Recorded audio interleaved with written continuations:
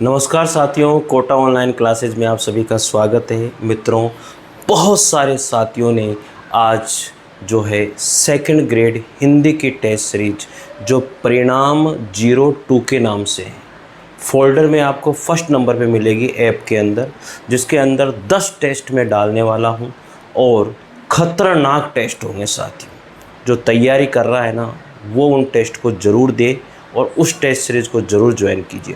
साथियों, आज हम लोग जो है साइकोलॉजी का थर्ड पेपर करने वाले हैं।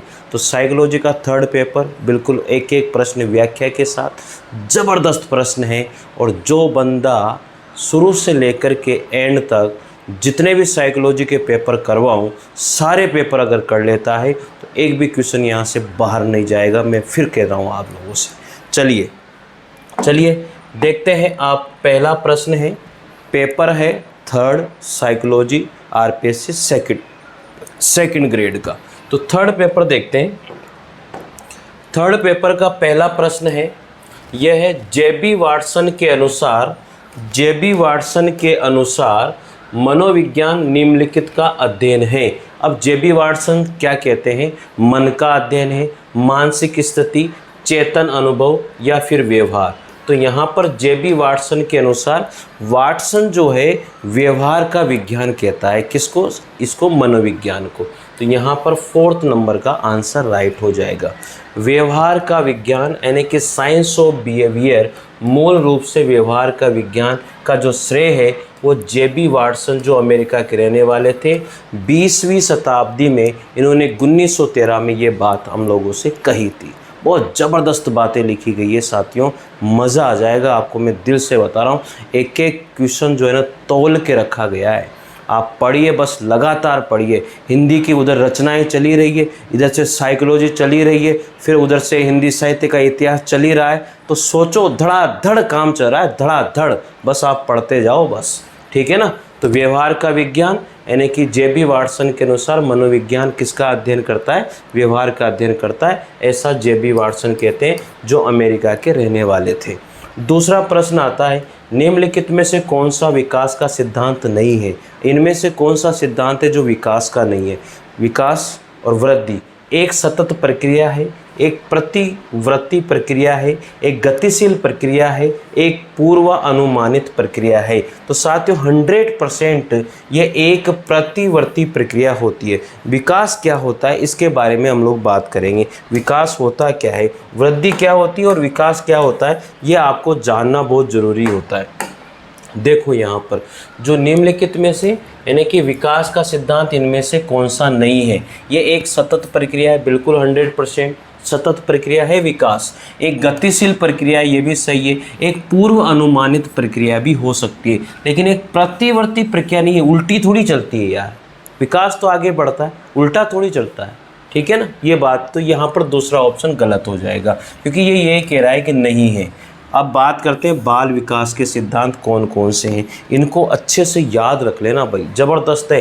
देखो, सतत विकास, निरंतर विकास, अनवरत विकास का सिद्धांत, सिर से पैर की ओर, ये सबसे खतरनाक है। विकास किधर से किधर होता है? सिर से पैर की ओर होता है, जिसको मस्तकोद्मुखी कहते हैं, सिर पुच्छिए भी इसको कहा जाता है। समान प्रतिमान का सिद्धांत है, सामान्य से विशिष्ट क्रियाओं का सिद्धांत, एकीकरण का सिद्धांत, वर्तुलाकार प्रगति का सिद्धांत। इसके बाद में विकास की गति में विभिन्नता का सिद्धांत, केंद्र से दूर यानी कि केंद्र से दूर, निकट से दूर का सिद्धांत, परस्पर संबंध या अंतर संबंधित विकास का सिद्धांत, व्यक्तिगत विभिन्नता का सिद्धांत, पूर्वानुमेय भविष्यवाणी का सिद्धांत, भेदात्मकता का विकास का सिद्धांत। इस तरह से टोटल बाल विकास के 12 सिद्धांत होते हैं साथियों। इन 12 सिद्धांत को लिख लेना, एक न एक सिद्धांत जरूर पूछा जाता है। तो सबसे ज़्यादा तो ये है विकास, सिर से पैर की ओर बात करते हैं हम लोग, सतत है, निरंतर है, अनवरत है, ठीक है। केंद्र से दूर, निकट से दूर की बात हम लोग यहाँ पर करेंगे। केंद्र से दूर कहो या निकट से दूर कहो, केंद्र तो निकट ही होता है ना, तो इसलिए बात यहाँ पर ये की गई है। मेरे हिसाब से यहाँ तक आपको कोई परेशानी नहीं होनी चाहिए। अब अगला प्रश्न आता है, तीसरे नंबर का प्रश्न है, चेन लर्निंग किससे संबंधित है? चेन लर्निंग जो है किससे संबंधित है? ये प्रश्न बहुत तगड़ा प्रश्न है, अच्छों को ये प्रश्न नहीं आता है। तो जो चेन लर्निंग है वो किससे संबंधित है? थॉर्नडाइक से, गैनेस से, पावलोव से या फिर लेविन से। तो साथियों जो चेन लर्निंग है वो किससे संबंधित है? गैनेस से संबंधित है। चेन का मतलब होता है श्रृंखलाबद्ध सीखना, उसको कहते हैं। यानी कि श्रृंखला जो अधिगम है, चेन लर्निंग है, उसको कहते हैं श्रृंखला अधिगम, क्रमिक रूप से सीखना। स्किनर ने व्याख्या किए उद्दीपन अनुक्रिया को एक क्रम से उपस्थित किया जा सकता है। जैसे एक बालिका स्कूल से आकर जैकेट फेंक देती है तो मम्मी के बार बार कहने पर जैकेट को सही जगह पर टाँगती हैं। ये दो प्रकार का होता है, एक शाब्दिक श्रृंखला होती है जो अभिकर्मिक अनुदेशन होता है, एक अशाब्दिक श्रृंखला होती है जो चित्रों के माध्यम से बताई जाती है। साथियों क्योंकि शाब्दिक होती है तो बोल के कर सकते हैं, और लेकिन अशाब्दिक तो फिर चित्रों के माध्यम से ही सीखेंगे ना उसको, इतना तो हम लोग समझते ही हैं भाई। ठीक है, आगे बात करेंगे। 4th नंबर का प्रश्न आता है, और 4th नंबर का क्या कहता है? प्रवाह, विस्तार, मौलिकता और लचीलापन निम्नलिखित में से जुड़े कारक हैं। कौन से कारक हैं साथियों? योग्यता, दृष्टिकोण, रचनात्मकता और अवधारणा निर्माण। तो ये रचनात्मकता के कारक हैं साथियों। रचनात्मकता मतलब क्रिएटिविटी के कारक माने जाते हैं। कौन कौन से कारक हैं? धारा प्रवाह, लोचशीलता जिसको नमनीयता कहते हैं, मौलिकता और विस्तारण या विस्तार। ये सारे के सारे जो कारक हैं वो क्रिएटिविटी या रचनात्मकता के कारक माने जाते हैं। प्रवाह, विस्तार, मौलिकता, लचीलापन, ये सारे के सारे जो कारक हैं वो रचनात्मकता के, सृजनता का के जो कारक हैं, बनाने वाले जो कारक हैं, वो सारे कारक इसमें बताए जाते हैं। तो इसको आप लोग थोड़ा सा ध्यान रख लीजिएगा। अगला प्रश्न आता है 5वें नंबर का प्रश्न, और 5वें नंबर का प्रश्न ये कहता है साथियों, ठीक है, दिख रहा होगा मेरे हिसाब से, देखो ज़्यादा बड़ा हो जाता है फिर। ठीक है, दिख रहा है क्या? हाँ, बस इससे ज़्यादा बड़ा नहीं करेंगे हम इसको, ठीक है ना, दिख रहा होगा। 5वें नंबर का जो प्रश्न है वो क्या कहता है? 5वें नंबर का प्रश्न कहता है कि निम्नलिखित में से कौन सी प्रक्रिया वांडूरा के अवलोकनात्मक अधिगम सिद्धांत में एक प्रक्रिया है? तो इनमें से कौन सी प्रक्रिया है जो उस सिद्धांत से जुड़ी हुई है? तो पुनरावर्ती, प्रतिबिंब, अवधारणा या पुनरावर्ती। पुनरावर्ती 2 बार आ गया भैया, लेकिन ये तो है ही नहीं, यहाँ पर तो अवधारणा ही आएगी, यानी कि रेशनेशन इसको कहते हैं।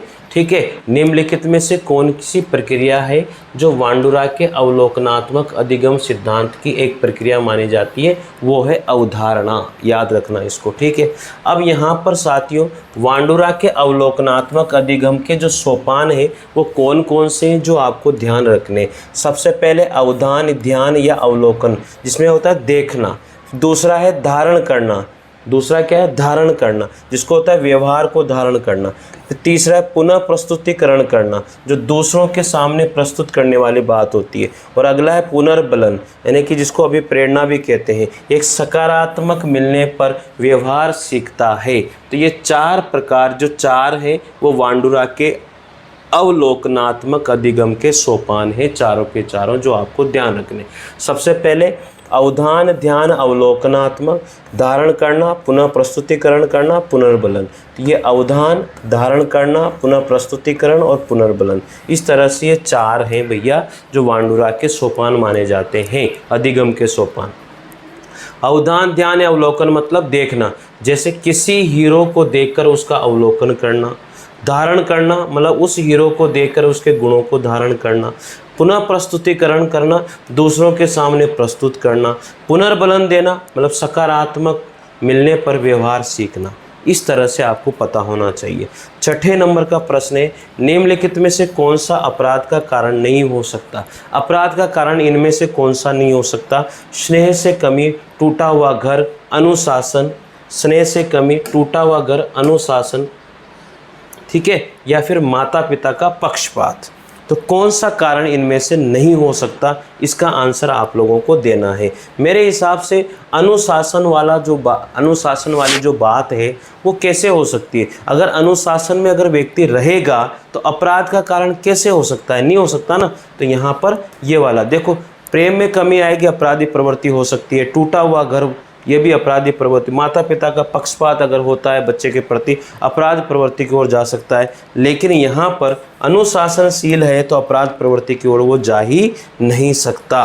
ठीक है भाई, चलिए आगे बात करते हैं। अब आगे है अपराध के कारण क्या क्या हो सकते हैं। ये अच्छा प्रश्न है, अपराध के कारण क्या क्या हो सकते हैं। एक तो ये वंशानुक्रम XYY गुणसूत्र की वजह से होता है, यानी कि वैलेंटाइन, जुक्स और कोलिकॉक ने ऐसा माना है। शारीरिक दोष, रोग संरचना भी हो सकती है, मनोवैज्ञानिक कारण भी हो सकते हैं बहुत सारे, पारिवारिक कारण भी हो सकते हैं, सामाजिक कारण भी हो सकते हैं, विद्यालय संबंधी कारण भी हो सकते हैं। लेकिन अनुशासन एक अपराध प्रवृत्ति को जन्म नहीं दे सकता, तो इसलिए यहाँ पर हम लोग इस बात को मानते हैं। 7वां प्रश्न है, 7वां प्रश्न क्या कहता है मेरे बालकों? 7वां प्रश्न ये कहता है, बहुत ज़बरदस्त बात है यार। 7वां प्रश्न ये कहता है, देखो 7वां प्रश्न ये रहा, छद्म परिपक्वता की अवधि है शैशवा अवस्था, प्रारंभिक बचपन या उत्तर बचपन या किशोर अवस्था। छद्म परिपक्वता की क्या अवस्था होती है, इस बात को भी जानना बहुत ज़रूरी है। देखो छद्म परिपक्वता की जो अवस्था है वो क्या हो सकती है? छद्म परिपक्वता की अवधि, सिंपल सा आंसर है, शैशवावस्था में या प्रारंभिक अवस्था में या उत्तर बचपन में या किशोर अवस्था में। तो प्रारंभिक अवस्था में जो है साथियों ऐसा माना जाता है, तो ये ऑप्शन इसका राइट हो जाएगा। चलिए आगे बढ़ते हैं। इसी क्रम में मैं थोड़ा दूर हट जाता हूँ ताकि आपको नज़र आ जाता है, और तो कुछ भी नहीं है। ठीक है भाई, अब देखो बाल्यावस्था के महत्वपूर्ण कथन। जे.एस. रोस ने क्या कहा? जीवन का मिथ्या परिपक्वता का काल है ये, छद्म परिपक्वता का काल है ये। तो प्रारंभिक जो बचपन की अवस्था होती है ना, उसके बारे में ऐसा कहा गया है। ठीक है, ध्यान रखना भाई इसको, है ना। 8वां प्रश्न है, बुद्धि का सूचना प्रसंस्करण सिद्धांत किसके द्वारा दिया गया था? बुद्धि का सूचना प्रसंस्करण सिद्धांत किसके द्वारा दिया गया था? यानी कि information processing theory of intelligence is given by, किसके द्वारा दिया गया था? तो स्टर्नबर्ग के द्वारा दिया गया था। इसको याद रखना, किसके द्वारा दिया गया था? स्टर्नबर्ग के द्वारा दिया गया था। फिर देखो यहाँ पर दिया है त्रितंत्र सिद्धांत, त्रिचापीय सिद्धांत, सूचना संसाधन सिद्धांत, या इसके प्रतिपादक कौन है? स्टर्नबर्ग को माना जाता है। याद रखना भैया इसको, 1985 में किया था।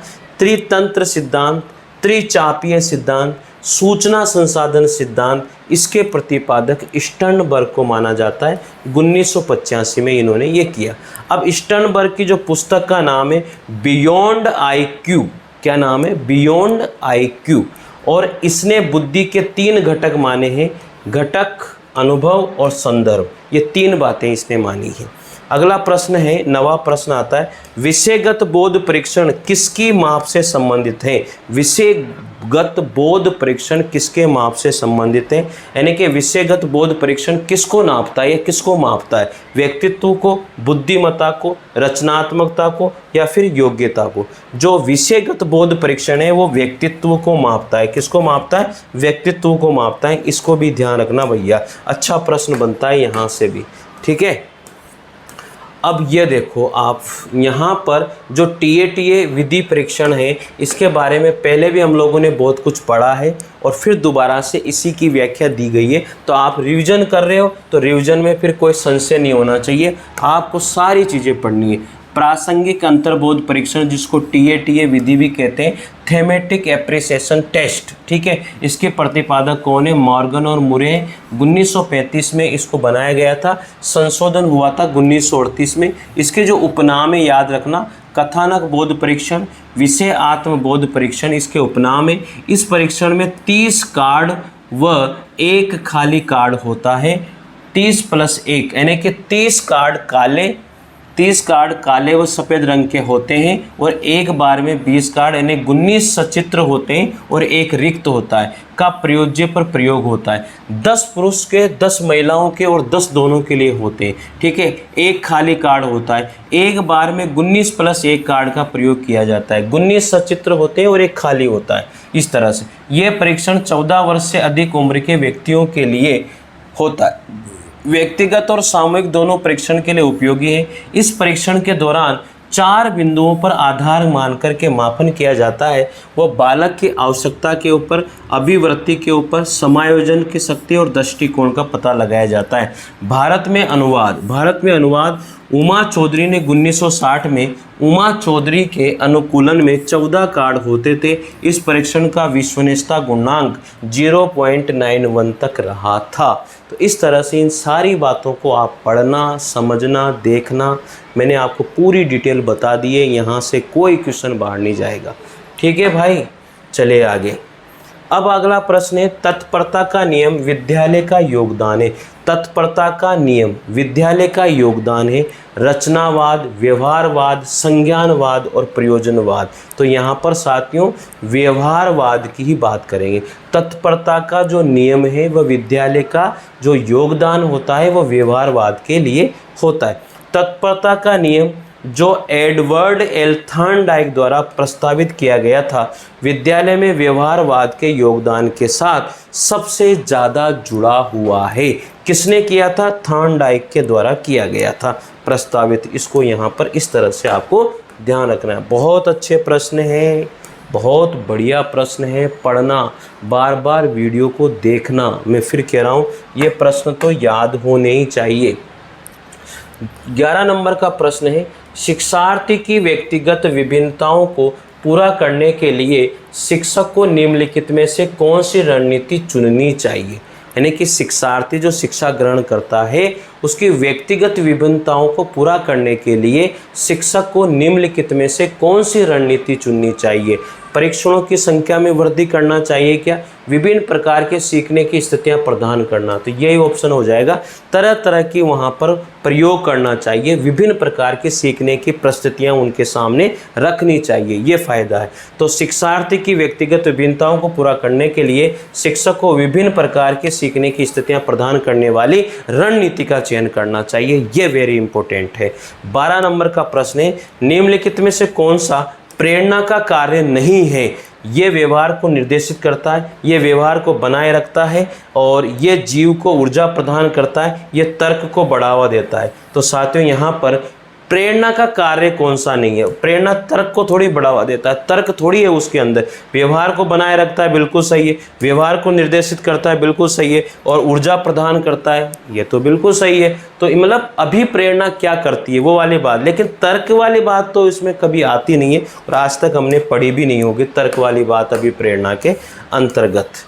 तो अभी प्रेरणा की जो प्रकृति होती है वो कैसी होती है यहाँ पर आप लोगों को बताई गई है, सारी की सारी बातें बताई गई है। चलिए अभी प्रेरणा की प्रकृति की बात करते हैं। नेचर ऑफ मोटिवेशन, आगे देखो। अभी प्रेरणा एक आंतरिक और मनोवैज्ञानिक प्रक्रिया है, बिल्कुल 100%। अभी प्रेरणा लक्ष्य निर्देशित प्रक्रिया है। अभी प्रेरणा एक चयनात्मक प्रक्रिया है। अभी प्रेरणा की गति प्रत्येक व्यक्ति में अलग अलग होती है। अभी प्रेरणा में निरंतरता पाई जाती है, ठीक है। और अभी प्रेरणा जन्मजात और अर्जित दोनों प्रकार की होती है। वेरी इंपॉर्टेंट बातें बताई गई है। अभी प्रेरणा में सब कुछ बता दिया उन्होंने, ये मान लो आप लोग, सब कुछ बता दिया। अभिप्रेरणा आंतरिक और मनोवैज्ञानिक प्रक्रिया है। भावात्मक अभिप्रेरणा का प्रारंभ आवश्यकता से होता है। अभिप्रेरणा लक्ष्य निर्देशित प्रक्रिया है। अभिप्रेरणा रुचि और ध्यान केंद्रित प्रक्रिया है। अभिप्रेरणा एक चयनात्मक प्रक्रिया है, कर्मिक प्रक्रिया है। अभिप्रेरणा साध्य न होकर साधन है। अभिप्रेरणा साध्य न होकर साधन है, याद रखना। अभिप्रेरणा की गति प्रत्येक व्यक्ति में अलग अलग होती है। अभिप्रेरणा अमूर्त संप्रत्यय है, याद रखना, अमूर्त है, दिखती नहीं है। अभिप्रेरणा में निरंतरता पाई जाती है, अर्थात परिस्थितियां कैसी भी हो, रुकना नहीं है। अभिप्रेरणा जन्मजात अर्जित दोनों प्रकार की हो सकती है। 30 नंबर का प्रश्न है, योग्यता परीक्षण का उद्देश्य क्या होता है? बुद्धि, रुचियां, योग्यताएं या फिर उपलब्धियां? तो यहाँ पर योग्यता परीक्षण का जो उद्देश्य होता है वो योग्यता ही होता है, ठीक है ना। तो इसको ध्यान रख लेना, ज़्यादा कोई ऐसी बात नहीं है। और ये सारे के सारे आंसर वही हैं जो आरपीएससी ने माने हैं, इनके अलावा कोई आंसर गलत शरत में देने वाला नहीं हूँ। चलिए, योग्यता परीक्षण का उद्देश्य किसी व्यक्ति की किसी विशेष कार्य या रुचि के क्षेत्र में सफल होने की स्वाभाविक क्षमता का मूल्यांकन करना है। तो योग्यता परीक्षण में योग्यता की बात ही जांची जाती है। 40 नंबर का है डेनियल गोलमैन, बहुत इंपॉर्टेंट प्रश्न है, आता है ये, 100% आता है भैया, कोई शक और संशय नहीं है यहाँ पर। तो डेनियल गोलमैन के अनुसार जीवन में सफल होने के लिए क्या अधिक महत्वपूर्ण है? बुद्धिमत्ता, भावनात्मक बुद्धिमत्ता, योग्यता और आध्यात्मिक बुद्धिमत्ता। तो भावनात्मक बुद्धिमत्ता यानी कि डेनियल गोलमैन क्या मानते हैं कि भावनात्मक यानी कि इमोशनल इंटेलिजेंस होना बहुत जरूरी है। तो संवेगात्मक बुद्धि के जो प्रतिपादक है वो डेनियल गोलमैन को माना जाता है, जो अमेरिका के रहने वाले थे। 1995 में इन्होंने ये काम किया। इनकी जो बुक है वो कौन सी है? संवेगात्मक बुद्धि या बुद्धि लब्धि से अधिक महत्वपूर्ण क्यों? संवेगात्मक बुद्धि बुद्धि लब्धि से अधिक महत्वपूर्ण क्यों? ये डेनियल गोलमैन की जो है ये एक पुस्तक है, डेनियल गोलमैन, ठीक है। और इन्होंने जो है साथियों जीवन में सफल होने के लिए सबसे महत्वपूर्ण जो माना है वो भावनात्मक बुद्धि को माना है, ठीक है। 15 नंबर का प्रश्न आता है, सामाजिक विकास का अर्थ है सामाजिक संबंधों में परिपक्वता प्राप्त करना। ये परिभाषा किसके द्वारा दी गई थी? तो ये परिभाषा जो है साथियों हरलोक के द्वारा दी गई थी। किसके द्वारा? हरलोक। सामाजिक विकास का अर्थ है सामाजिक संबंधों में परिपक्वता प्राप्त करना। तो ये परिभाषा किसने दी? हरलोक ने दी थी साथियों। आगे बात करते हैं। अब हरलोक ने ये परिभाषा दे दी है और अब इसकी थोड़ी सी व्याख्या हम लोग यहाँ पर देख लेते हैं। तो ये आता है साहब आपके हरलोक की परिभाषा के बारे में। सामाजिक विकास का अर्थ है सामाजिक संबंधों में परिपक्वता प्राप्त करना। ये परिभाषा ए.बी. हरलोक द्वारा दी गई है। वह एक प्रसिद्ध मनोवैज्ञानिक थे जिन्होंने बच्चों के विकास और शिक्षा पर व्यापक रूप से लिखा है। उनके अनुसार सामाजिक विकास का अर्थ है सामाजिक परिवेश में परिपक्वता प्राप्त करना, अर्थात सामाजिक अपेक्षाओं के अनुसार व्यवहार करने की क्षमता प्राप्त करना होता है। अब यहाँ पर देखो 16 नंबर पर चिंपांजी पर कोहलर के प्रयोग ने प्रदर्शित किया था अंतर्दृष्टि के माध्यम से सीखना, एसआर एसोसिएशन के माध्यम से सीखना। ये तो चिंपांजी कोहलर वाली बात तो अंतर्दृष्टि के माध्यम से सीखने वाली या सूझ का सिद्धांत वाली बात ही आती है। तो पहला ऑप्शन इसका राइट हो जाएगा। अंतर्दृष्टि का जो सिद्धांत है, इनसाइट जो थ्योरी है, उसके प्रतिपादक कोहलर थे। 1917 में किया, जर्मनी के रहने वाले थे। इनके पुस्तक नाम था मेंटेलिटी ऑफ एप्स 1925 में। अब इनका जो अंतर्दृष्टि का जो सिद्धांत है उसके अलग अलग नाम थे। सूझ का सिद्धांत, समग्रता का सिद्धांत, गेस्टाल्टवादी सिद्धांत भी इसको कहा जाता है। इनके जो सहयोगी थे वो कोपका जो जर्मनी के रहने वाले थे, मैक्स वर्दिम और कुर्ट लेविन इनके सहयोगी रहे। इन्होंने प्रयोग किया था सुल्तान नामक चिंपांजी पर, जो एक कैनारी द्वीप पर पाया जाता है। 4 परिस्थितियों में इन्होंने प्रयोग किए थे। कितने परिस्थितियों में? 4 परिस्थितियों में इन्होंने प्रयोग किए थे साथियों, ठीक है। 17 नंबर के प्रश्न पे आ जाते हैं। विकास इस प्रकार होता है। अब विकास किस प्रकार होता है भाई? सेप्लो प्रॉक्सिमल दिशा में होता है, सेप्लो डिस्टल दिशा में होता है, सेप्लो कॉडल दिशा में होता है। तो ये मेरे को भी इतना कंफर्म ज़्यादा ये नहीं था, लेकिन 100% सेप्लो कॉडल दिशा में ही होता है। तो ये थोड़ा सा जो है अंग्रेजी नाम दे देता है, तो अंग्रेजी नाम थोड़ा सा डिफ़िकल्ट हो जाता है। तो इसको ध्यान रखना। विकास कैसे होता है? केंद्र से दूर होता है, सेप्लो कॉडल दिशा में होता है, इस तरह से याद रखना। अब बाल विकास का सिद्धांत, सतत विकास, निरंतर विकास, अनवरत विकास का सिद्धांत, सिर से पैर की ओर, मस्तकोन्मुखी, सिर पुच्छिए, सेप्लो कॉडल, ये वाला है ना, सिर से पैर की ओर, जिसको हम कहते हैं मस्तकोन्मुखी, सिर पुच्छिए भी जिसको हम लोग कहते हैं, सेप्लो कॉडल दिशा में। समान प्रतिमान का सिद्धांत, सामान्य से विशिष्ट क्रियाओं का सिद्धांत, एकीकरण का सिद्धांत, वर्तुलाकार प्रगति का सिद्धांत, स्पाइरल जिसको कहते हैं, ठीक इस तरह से होता है ये, ठीक है। इस तरह से विकास की गति में विभिन्नता का सिद्धांत, केंद्र से दूर, निकट से दूर, परस्पर संबंध, अंतर संबंधी विकास का सिद्धांत, व्यक्तिक विभिन्नता का सिद्धांत, पूर्वानुमान में भविष्यवाणी का सिद्धांत, भेदात्मकता का विकास सिद्धांत, ये सारे सिद्धांत बाल विकास के सिद्धांत कहलाते हैं। और कैसे विकास चलता है ये सारी बातें भी मैंने आपको यहाँ पर बता दी है। तो पढ़ते रहिए, पढ़ते रहिए, पढ़ते रहिए। 18 नंबर का प्रश्न आता है, बुद्धि के प्रदर्शन परीक्षणों में से एक है। बुद्धि के प्रदर्शन परीक्षणों में से एक है army alpha test, bachelor intelligence scale और रेवेन प्रगतिशील मैट्रिसेस टेस्ट, कोह का ब्लॉक डिजाइन टेस्ट।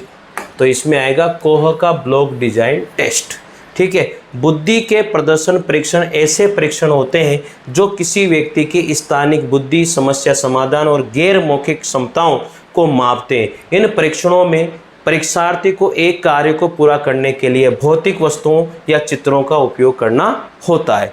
19 नंबर का प्रश्न क्या कहता है, तनाव कम करने की जो प्रत्यक्ष विधि कौन सी होती है? प्रतिगमन विधि, अवरोध हटाना, दीवार सौंपने या उदात्तीकरण विधि। तो यहाँ पर जो ये कह रहा है कि तनाव कम करना है हमें, तो तनाव कम करना है तो इसका मतलब अवरोध को क्या कर देंगे हम लोग, हटा देंगे, तो तनाव ऑटोमेटिक क्या हो जाएगा, कम हो जाएगा। तो अवरोध हटाना यानी कि तनाव कम करने की जो प्रत्यक्ष विधि है, अवरोध को क्या कर देना है, हटा देना है। बस ये वाली बात इसमें आती है और ज़्यादा बातें इसके अंदर नहीं है। प्रत्यक्ष विधि एक चेतन रूप में होती है। बाधा का विनाश या बाधा को हटाना, लक्ष्य का प्रतिस्थापन, उसको बदल देना, लक्ष्य को, अन्य उपाय की खोज करना या व्याख्या करके निर्णय लेने की बात होती है। 20वें नंबर का प्रश्न है, निम्नलिखित में से कौन सी अवधारणा के विकास की प्रक्रिया नहीं है? कौन सी अवधारणा के विकास की प्रक्रिया, यानी कि विकास की प्रक्रिया इनमें से कौन सी नहीं है? अनुभव, अमूर्तन, संवेदना या सामान्यकरण। तो साथियों यहाँ पर जो संवेदना है वो कोई भी अवधारणा, जो संवेदना जो है वो विकास की प्रक्रिया नहीं है। तो अवधारणा के विकास की प्रक्रिया में क्या क्या आता है? अनुभव आता है, अमूर्तन आता है, सामान्यकरण आता है, लेकिन संवेदना नहीं आती है। ये सभी जानकारी को संसाधित करने और समझने की प्रक्रियाएं हैं। संवेदना जबकि अवधारणा के विकास में भूमिका निभा सकती है, लेकिन ये सीधे अवधारणा की प्रक्रिया नहीं है। संवेदना इंद्रियों के माध्यम से प्राप्त की जाती है। संवेदना इंद्रियों के माध्यम से प्राप्त की जाती है। तो साथियों वीडियो को बार बार सुनेंगे तो शायद आपको ये याद हो जाएंगे। लाइक और शेयर जरूर करना साथियों। रोज़ एक साइकोलॉजी का आपके पास टेस्ट पेपर आ रहा है, क्वेश्चन के साथ, व्याख्या के साथ, तो ज़रूर इनको देखना, बहुत फ़ायदा होगा। बार बार वीडियो को सुनना। मित्रों, रचनाओं के वीडियो हमारे चल ही रहे हैं, कोई दिक्कत नहीं है। मैंने अभी खून का टीका वगैरह पढ़ाई दिया। और अगर हिंदी साहित्य के नोट्स लेने हैं साथियों तो आप ज़रूर बताइएगा। हिंदी साहित्य के नोट्स मेरे हैंड रिटन नोट्स हैं, ये जो मैंने खुद ने ही अपने हाथों से लिखे हैं और कितने स्टूडेंट ने इनको मंगाया है। ये इस तरह के हैंड रिटन नोट्स है, वो ज़बरदस्त नोट्स हैं। आप इनको ज़रूर मंगवाइए और टेस्ट सीरीज को ज़रूर ज्वाइन कीजिए। टेस्ट सीरीज 2nd ग्रेड की हिंदी के परिणाम के नाम से, एक परिणाम 2 के नाम से, एक परिणाम के नाम से। परिणाम 2 के नाम से उसमें पूरे सिलेबस के अनुसार 10 टेस्ट डाले जाएंगे जो केवल अभी 51 रुपये में चल रही है। और एक परिणाम के नाम से जिसमें टॉपिक वाइज टेस्ट डाले हुए हैं, वो आपको दोनों में से जो अच्छी लगे वो आप ले सकते हो। ठीक है साथियों, तो मिलते हैं अगले वीडियो में। तब तक के लिए जय हिंद, जय भारत, थैंक यू। लाइक और शेयर और सब्सक्राइब जरूर कीजिएगा यार। धन्यवाद।